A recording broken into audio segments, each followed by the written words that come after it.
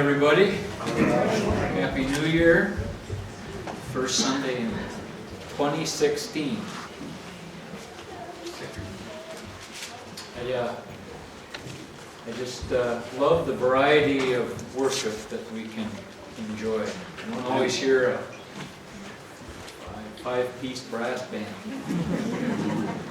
Thank you very much for those of you that participated. I'd like to start off the morning with a reading from the book of Ecclesiastes.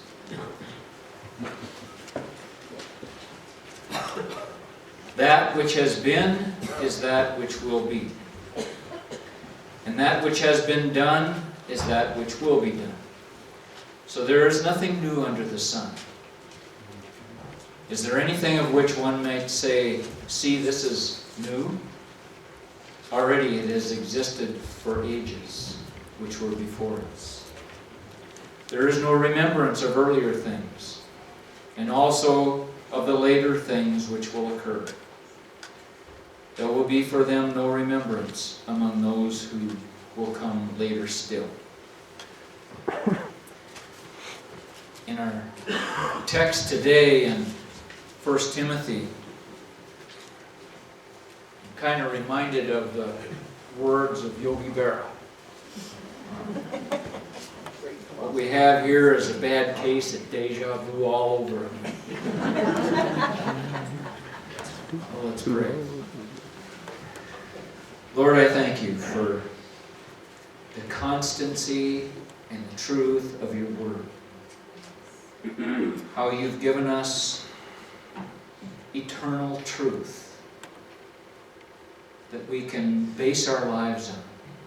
And Lord, despite the things that just keep coming around and around and around, we know a better way. And I just thank you for allowing us, Lord, to even hold your scriptures in our hands. Help us, Father, that our eyes might be open to your truth and our ears open to what you have to say to us. In Jesus' name. Amen.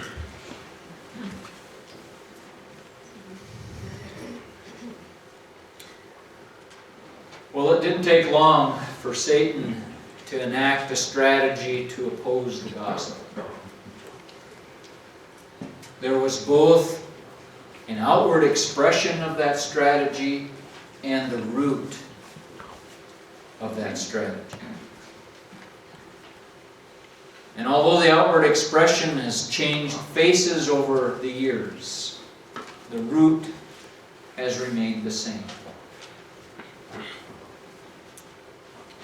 Paul told Timothy, "Remain on at Ephesus, in order that you may instruct certain men not to teach strange doctrines, nor to pay attention to myths and endless genealogies, which give rise to mere speculation rather than furthering the administration of God, which is by faith."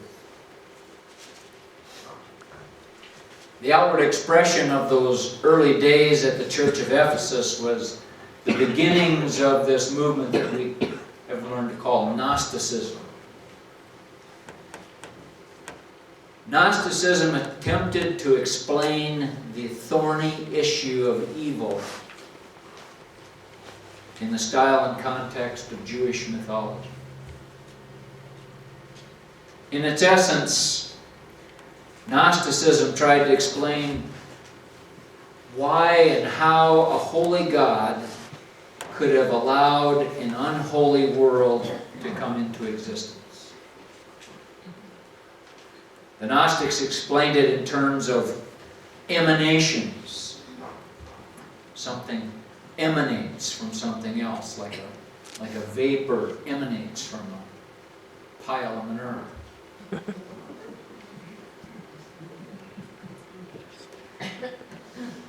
God supposedly produced a multiplied series of emanations, each one more distorted than the previous one, until the emanation that actually created the world was evil.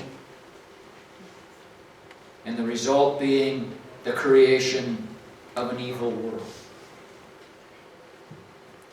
Each emanation had its own mythical background and genealogy. Thus Paul refers to myths and endless genealogies. And it resulted in blaspheming the Creator of the world by calling Him evil and totally ignoring man's responsibility in the fall.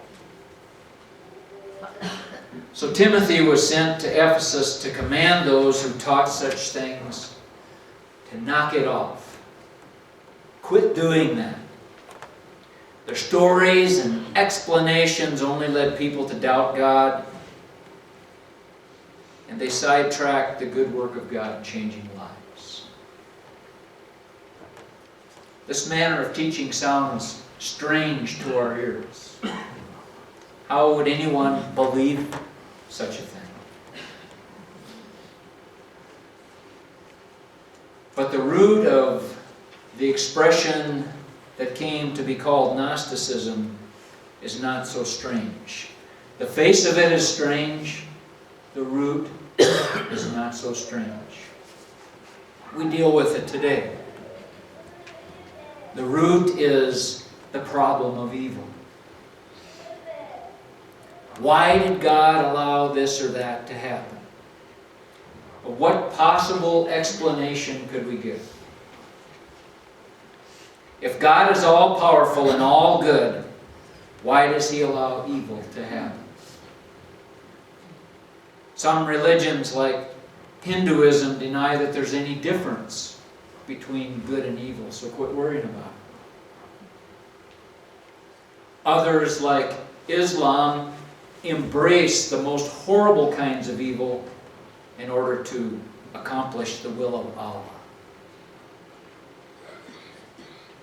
Other religions, like humanism, deny the existence of God altogether and say it's all chance.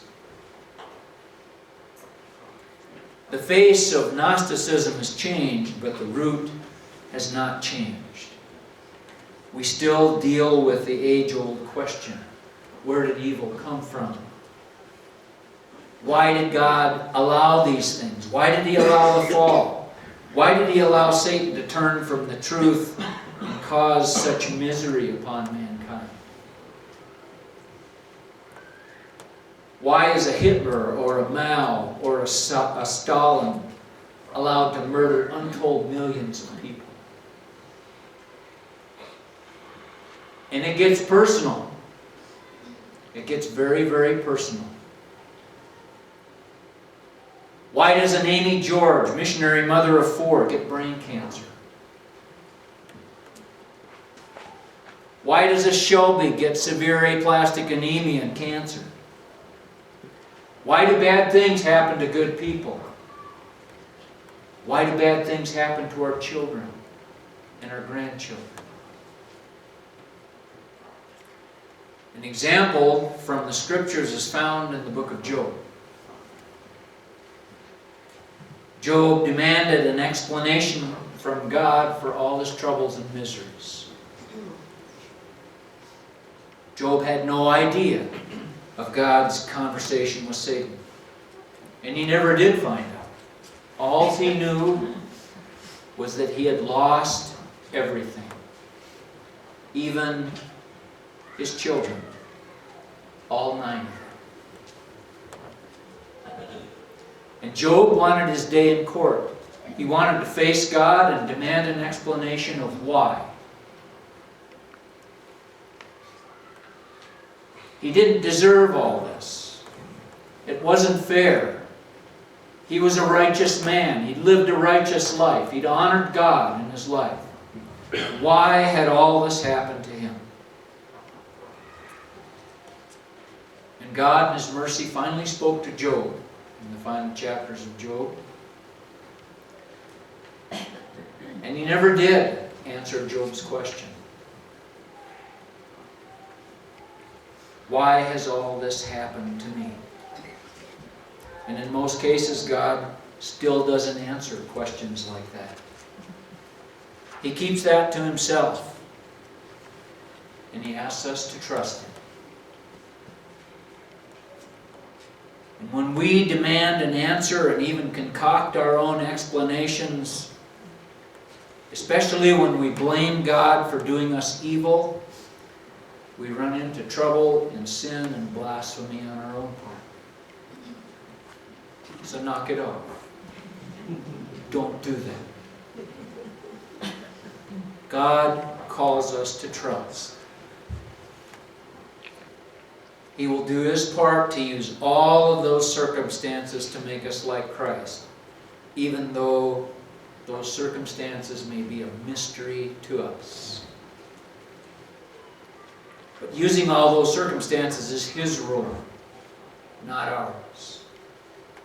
Our role is to trust and obey. So this was the first issue Paul told Timothy to deal with when he went back to Ephesus. Another issue that Paul commanded Timothy to deal with was the issue of legalism.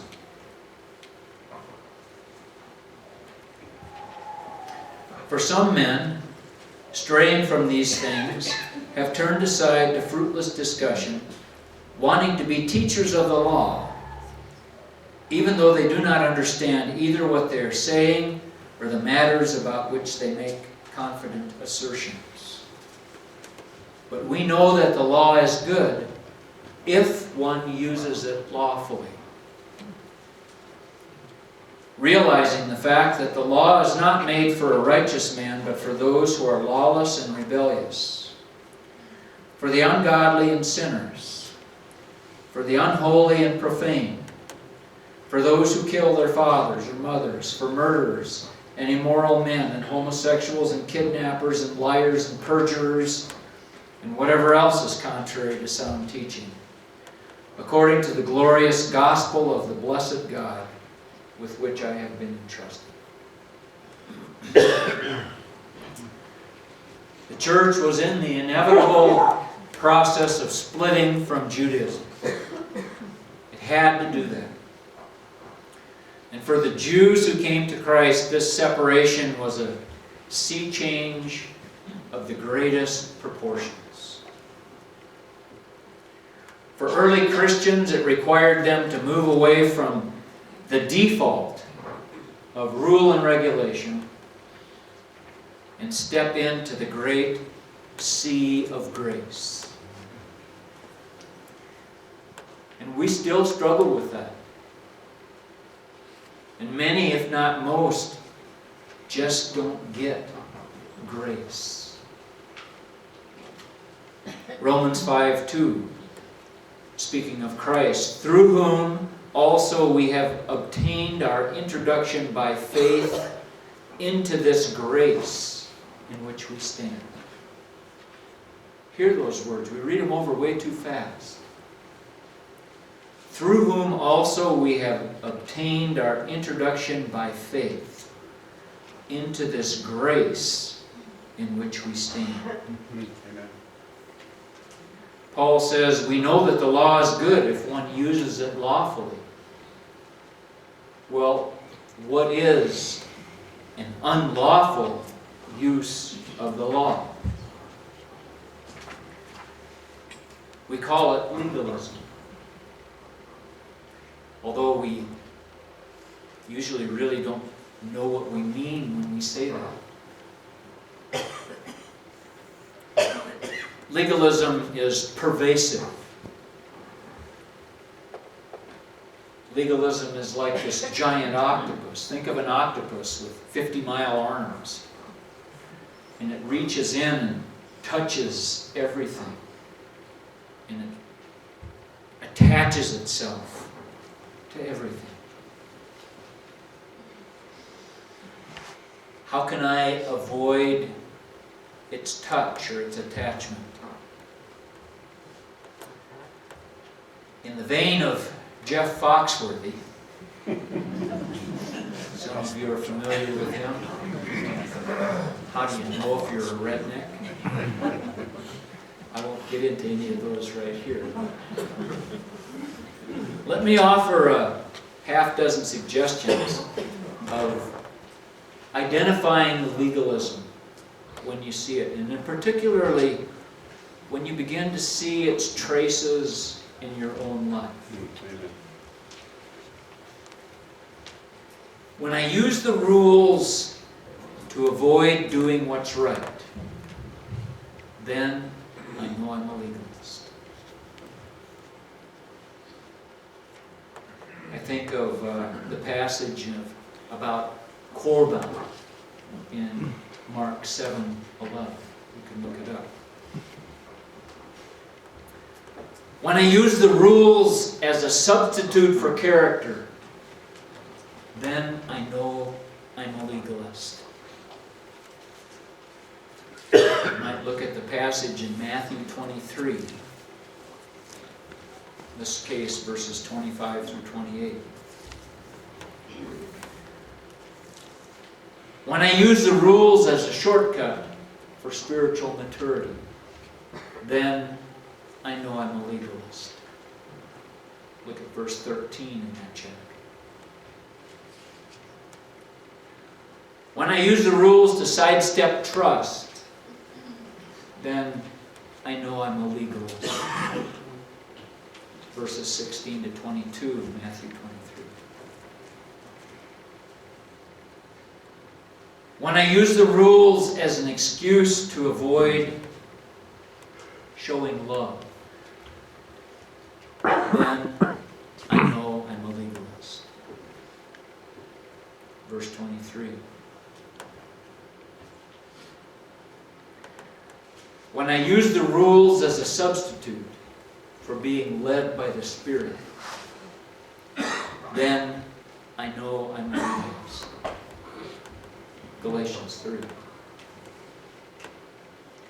God's way for believers is to be filled with and led by His Spirit.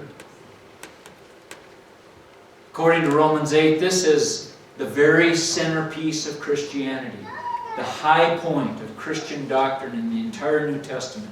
Romans chapter 8. His Spirit always validates God's promises, and His Spirit always expresses the true heart of Jesus, which most often is loving kindness and grace. If we had a default, and we defaulted to loving kindness and grace, we wouldn't be far off the mark. The early church had to break with Judaism in order to stand in the grace of Christ. And in like manner, today's church has to break with legalism to learn grace. It's the same basic issue. A great parallel passage is Galatians 3, 19 to 29. One of the things that we're doing in our prep group on 1 Timothy is looking for parallel passages. Parallel passages are like cross-references on steroids. They address at length the same issue from a different perspective. The parallel passage in Galatians 3 begins with this question. Why the law then? It was added because of, or for the sake of defining, transgressions. The italicized words here are an alternate reading, and I believe a very good insight. The law was added to define and clarify transgressions. Otherwise, we just wouldn't know. Fallen human beings do not understand, or they even deny their own fallenness. And the law, in this case the moral law, the Ten Commandments, was given so we could understand our own transgressions. The law was never meant to give life. Verse 21 of Galatians 3 says, "For if a law had been given which was able to impart life, then righteousness would have indeed been based on the law. In verse 24 it says, "Therefore the law has become our tutor to lead us to Christ, that we may be justified by faith." But now that faith has come, we are no longer under a tutor.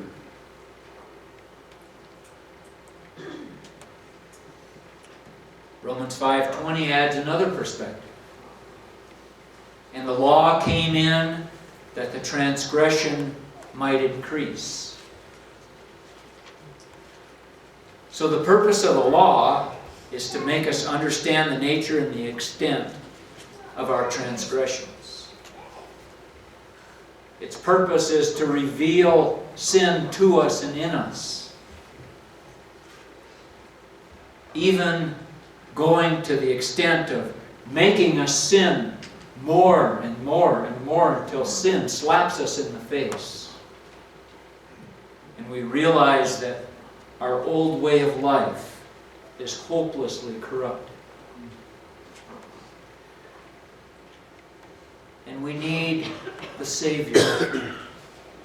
We need the new life that only Jesus can give. The law could never give us that new life. And it was never intended to. Only Jesus can give a person new life. And that's why the new birth is so important. When we go to Jesus for a new life, He gives us new birth into a new life, which is exactly what we need. We don't need to follow the law more closely, to do a better job, to try harder next time. What we need is a new life that only Jesus can give. Amen. And when we begin to operate out of that new life, the need for the law, the need for the tutor has passed. And we can begin to operate on an entirely different level. So Paul tells Timothy, go reside in Ephesus and teach these things. He could have said, go to Hill City and teach these same things. These really are lessons contemporary to today. Old roots may have new faces, but the root remains the same. Satan isn't all that creative. He just uses the same old stuff over and over and over again. Heidi, would you come and sing our closing song? God of grace, God of love.